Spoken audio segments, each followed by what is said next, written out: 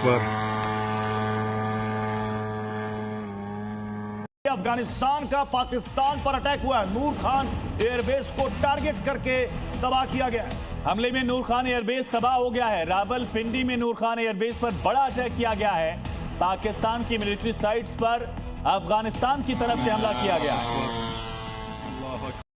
अभी जाहिर बात है हमारा पाकिस्तान अपना दिफा कर, हमारे पाकिस्तान के अफवाज जितने जवान हैं, आपने देखा नहीं 24 घंटों में, परसों मैंने हेडलाइंस देखी कि 12 जवान ये शहीद हुए, तो उनके बच्चे नहीं हैं, वो फिर क्या करेंगे? जाहिर सी बात है वो फिर मुज़ाहमत करेंगे। अभी हम मुज़ाहमत करें तो लोग जो है ना हमें ताने दे रहे हैं कि यार पाकिस्तान की फौज जो है ना अफगानिस्तान पे हमले करवा रही है, अफगानिस्तान जो है ना कमज़ोर मुल्क है, ये पाकिस्तान अपना ताकत दिखा रहा है। पाकिस्तान कब ताकत दिखा रहा है? पाकिस्तान तो इस पाकिस्तान एक्सपोर्ट भी कर सकता है। तो मेरा ये ख्याल है कि ये इस किस्म की चीज़ें एक पूरा एक माहौल बनाया जा रहा है और पाकिस्तान के ऊपर अब दबाव आएगा ईरान के बाद, इसमें कोई शक ही नहीं है। और पाकिस्तान को तैयारी करनी चाहिए इस चीज़ की, चाइना के साथ और रूस के साथ मिलकर कोई प्लानिंग करनी चाहिए, जैसे कि इंडिया ने अब अमेरिका और इसराइल के साथ बना ली है। जैसे मैंने कहा, ये सब कुछ behind the scenes American ambassador to India ने ये किया है, ये सारा इकट्ठ किया है तो नरेंद्र मोदी को। और उसके वजूहात मैं आपको बताता हूँ। तालिबान हुकूमत की गुज़िश्ता हुकूमत को ख़त्म करने में जब हमने अमेरिका का साथ दिया था अड्डे दे करके, ये एक बहुत बड़ी उसके जहन से ये नहीं निकला। बाद में छोटे वाक़यात हुए हैं कि जब वो लोग इधर होते थे तो उनको पकड़ना, जेलों में डालना। 2014 तक तमाम तालिबान लीडरशिप जो सीनियर थे वो पाकिस्तानी जेलों में थे, परवेज़ मुशर्रफ साहब के दौर में। और बाद में इसको कैसे देखता है, अफगानिस्तान इसको कैसे देखता है और वे फॉरवर्ड क्या हो सकता है। देखिए, 4 ऑडियंसेस हैं जिनको बड़े क्लियर पैगाम पाकिस्तान ने इस जवाबी कार्रवाई के नतीजे में दिया है। सबसे पहले तो अफगान तालिबान को ये वाजे किया गया है तो दोस्तों, इस समय अफगानियों ने पाकिस्तान को नाकों चने चबवा दिए हैं। पाकिस्तान कहता है कि अफगानिस्तान के पास एयरफोर्स नहीं है तो हम जो चाहें वो कर सकते हैं अफगानिस्तान के साथ। पर आज अफगानिस्तान ने नूर खान एयरबेस की चटनी बनाकर रख दी है और वीडियो फुटेज वगैरह सामने आए हैं जहां पर पाकिस्तान के नूर खान एयरबेस को अफगानिस्तान ने नेस्ते नाबूद कर दिया है। अब पाकिस्तान की मीडिया इसके ऊपर चुप्पी साध के बैठी हुई है क्योंकि अभी तक पाकिस्तान एक भी जंग नहीं हारा है, कोई भी वहां पर मरा नहीं है, ना कभी कैजुअल्टी होती है, क्योंकि पाकिस्तान सुपर पावर है। और इसी कारण से इस वीडियो के आने के बाद पाकिस्तान की मुनीर आर्मी भी शांत होकर बैठ गई है, क्योंकि अब उनको भी पता है कि अफगानिस्तान ऐसे हमले कर सकता है जो कि पाकिस्तान के अंदर हो। इनको शक था कि एयरफोर्स है नहीं, पाकिस्तान के खिलाफ अफगानिस्तान कुछ कर नहीं पाएगा। पर नूर खान एयरबेस की जो चटनी बनी है उससे मुनीर के भी टांगे कांप रही हैं कि अब तो अफगानिस्तान घर में घुस के ठोकने लगा। अफगान तालिबान के रक्षा मंत्रालय ने एक बड़ा दावा किया है कि उन्होंने पाकिस्तान के कई सैन्य ठिकानों पर एयर स्ट्राइक की है। इन एयर स्ट्राइक में सबसे चौंकाने वाला नाम है रावलपिंडी में मौजूद नूर खान एयरबेस का। जी हाँ, वही नूर खान एयरबेस जिसे भारत ने भी तबाह कर दिया था। ये रणनीतिक एयरबेस जिसे पाकिस्तान की सैन्य ताकत का बड़ा केंद्र माना जाता है, उसे अब तालिबान ने तबाह कर दिया। तालिबान के दावे के मुताबिक ये हमला पाकिस्तान की ओर से काबुल और बगराम एयरबेस पर की गई कथित एयर स्ट्राइक के जवाब में किया गया। जारी बयान में तालिबान ने बताया कि उनकी वायु और उसके वजूहात मैं आपको बताता हूँ। तालिबान हुकूमत की गुज़िश्ता हुकूमत को ख़त्म करने में जब हमने अमेरिका का साथ दिया था अड्डे दे करके, ये एक बहुत बड़ी उसके जहन से ये नहीं निकला।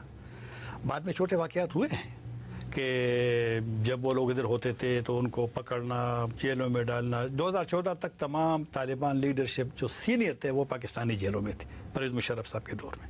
और बाद में आहिस्ता आहिस्ता रिहा होते रहे, लेकिन फिर वो तो मुल्ला बेज़ार की गिरफ़्तारी,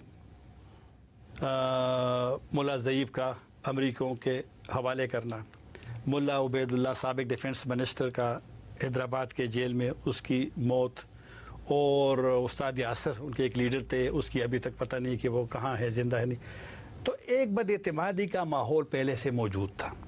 और जब हुकूमत आई उनकी, उनको भी एहसास था, ऐसा नहीं है कि उनको एहसास नहीं था, वो भी समझते थे कि मसला हो। इसीलिए ये उनकी मेज़बानी अफ़गान तालिबान की, पाकिस्तानी रियासत की और पाकिस्तानी ग्रुप्स के दरमियान सराजुद्दीन हक्कानी की मेज़बानी, ये अफ़गानिस्तान में एक बड़ा मुतनाज़ मौजू था, क्योंकि पाकिस्तानियों से लोग चाहते हैं कि थोड़े से अपने आप को दूर रखें, एक जो माहौल अफ़गानिस्तान का है।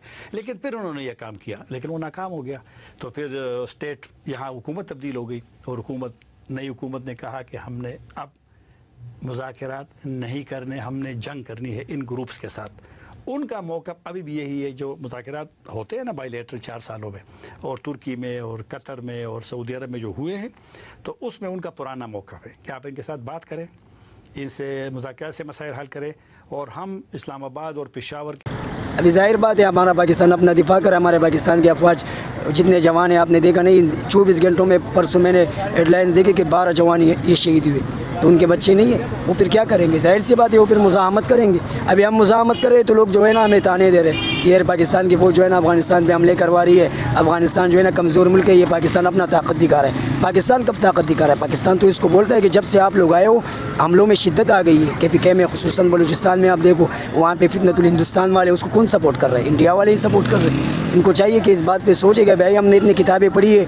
इतना हमने कुरान पढ़ा है, फिर हम क्यों इन मुसलमानों के खिलाफ हैं? अच्छा, काफ़ी सारे शौक होंगे लोगों को इस चीज़ का शायद पता नहीं हो, लेकिन अफ़गानिस्तान की जितनी भी कैबिनेट है या जितनी भी काबीना है, ज़्यादातर अफ़गानिस्तान के जो तालिबान हैं उनकी जो टॉप लीडरशिप है, ज़्यादातर अक्सरियत उन्होंने पाकिस्तान के मदारिस से तालीम हासिल की है। और यहीं पे जो अफ़गानिस्तान के इस वक्त जो हेड हैं, जिसे अमीर कहा जाता है, तालिबान के जो अमीर हैं मुल्ला हेबतुल्ला, वो कराची के अंदर भी बहुत बड़ी टाइम उन्होंने गुजारा है इस कराची के अंदर, और पाकिस्तान के मुख्तलिफ मदारिस के अंदर उन्होंने तालीम हासिल की है। और हक्कानिया मदरसा है उकारा खटक के अंदर, उसे कहा जाता है कि अफ़गानिस्तान का घर, अफ़गानिस्तान तालिबान का घर समझा जाता है। और वहाँ पे बड़ी तादाद के अंदर अफ़गानिस्तान के तालिबान ने वहाँ पे तालीम हासिल की है, और उसके बाद वो अफ़गानिस्तान के अंदर गए। काफ़ी सारे लोगों को इस चीज़ का नहीं पता होगा, लेकिन ये भी एक बहुत बड़ी हकीकत है, तालिबान यहीं से पढ़ के गए।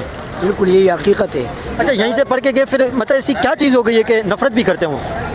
कुछ तो चीज़ है, ये क्या चीज़ है?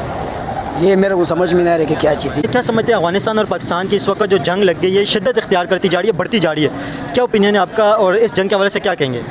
जंग तो मुनासिब तो नहीं है, जंग मुनासिब नहीं, जंग में नुकसान है, दोनों से नुकसान है। जंग में गरीब भी मरता है, वहाँ से भी गरीब मरता है, यहाँ से भी गरीब मरता है। लेकिन अभी कहने कि ये जंग बढ़ेगी, कम नहीं होगी। अल्लाह करे, दुआ करे, अल्लाह से रमज़ान का महीना है, अल्लाह दुआ को कबूल करेगा, अल्लाह से दुआ मान के आपस का फैसला करे। भाई जंग तो सालों से लड़े ना, आखिर में टेबल में फैसला होएगा, काम का नुकसान को मुनासिब नहीं है। अफगानिस्तान और पाकिस्तान की इस वक्त सबसे शदीद तरीन जंग लगी हुई है, अफगानिस्तान के कैपिटल तक एयर स्ट्राइक पाकिस्तान एक्सपोर्ट भी कर सकता है। तो मेरा ये ख्याल है कि ये इस किस्म की चीज़ें एक पूरा एक माहौल बनाया जा रहा है, और पाकिस्तान के ऊपर अब दबाव आएगा ईरान के बाद, इसमें कोई शक ही नहीं है। और पाकिस्तान को तैयारी करनी चाहिए इस चीज़ की, चाइना के साथ और रूस के साथ मिलकर कोई प्लानिंग करनी चाहिए, जैसे कि इंडिया ने अब अमेरिका और इसराइल के साथ बना ली है। जैसे मैंने कहा, ये सब कुछ behind the scenes American ambassador to India ने ये किया है, ये सारा इकट्ठ किया है, तो नरेंद्र मोदी को समझाया है और इन दोनों को इकट्ठा किया। सर्गियो गौर की बात कर रहे हैं आप, जिनकी अपॉइंटमेंट प्रेसिडेंट ट्रंप ने की थी। ओके, अच्छा सेठी साहब, ऐसे में एक सरहद पे पाकिस्तान को इंगेज करके अफगानिस्तान के साथ इंडिया कोई एडवेंचर कर सकता है इन कमिंग डेज? एडवेंचर तो उसको नहीं